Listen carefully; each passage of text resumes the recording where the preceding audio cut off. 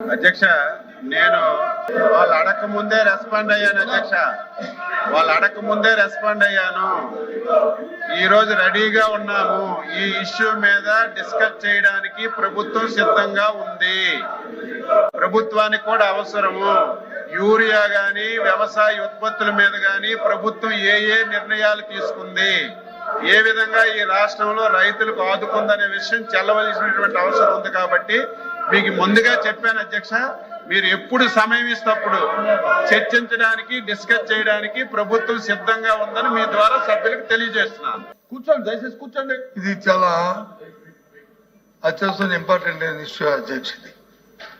ప్రత్యేక పరిస్థితుల్లో మంత్రి గారు కూడా ఇప్పుడు మేము తయారుగా ఉంది, ప్రభుత్వం తయారుగా ఉన్నప్పుడు ఇప్పుడు చర్చించవచ్చు కదా. బిజినెస్ అంతా పోస్ట్పోన్ చేసి యూరియా మీద చర్చించమని అధ్యక్ష. ఎందుకు మళ్ళీ దానికి రేపు ఎల్లుండు అవతలాడు ఎందుకు అధ్యక్ష? రాష్ట్రంలో రైతాంగం అంతా కూడా ఎదురు చూస్తున్నారు. మాకు యూరియా కావాలి, మేము పంట పండాలి, 10 కాలాల పాటు చల్లగా ఉండాలి అని కోరుకుంటున్నారు. అందుకే మేము అడుగుతున్నాం తప్ప మాకేమీ ప్రత్యేకమైన కాదు. రైతాంగం తరఫున పార్టీగా అడుగుతున్నాం. అందుకు మేము మంత్రి గారు కూడా కాదు అధ్యక్ష, మంత్రి గారు చెప్పారు కదా మేము తయారుగా ఉన్నాము, ప్రభుత్వం తయారుగా ఉందని ఆయన నోడుతుందని చెప్పారు కదా. మా అడుగుతారు అధ్యక్ష, చెప్పండి అధ్యక్ష. మంత్రి గారు బిజినెస్ లో పెడదామండి చెప్పారు కదా, చెప్పారు అధ్యక్ష.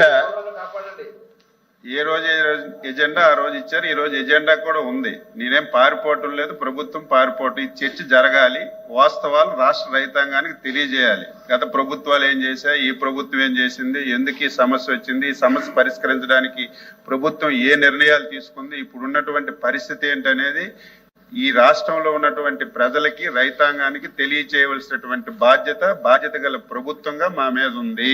మేము సిద్ధంగా ఉన్నాము. ఇది అయిన తర్వాత బిఎస్సి మీటింగ్ పెడతారు. మీరు సమయం ఇవ్వండి. స్టేట్మెంట్ ఇవ్వమంటే స్టేట్మెంట్ ఇస్తాను. ఒకవేళ డిస్కషన్ పెడితే డిస్కషన్ మీకు సమాధానం చెప్తాను. వాస్తవాలు రైతులకు తెలియచేయాలి. యూరియా సమస్య, యూరియా వాడకం, దాని పరిస్థితులన్నీ రైతులకు అవగాహన కూడా రావాలి. ఈ సభ ద్వారా చెప్తే రైతులకు కనీసం అవగాహన వస్తుందని భావిస్తున్నాను. నేను అన్నింటికీ సిద్ధంగా ఉన్నాను.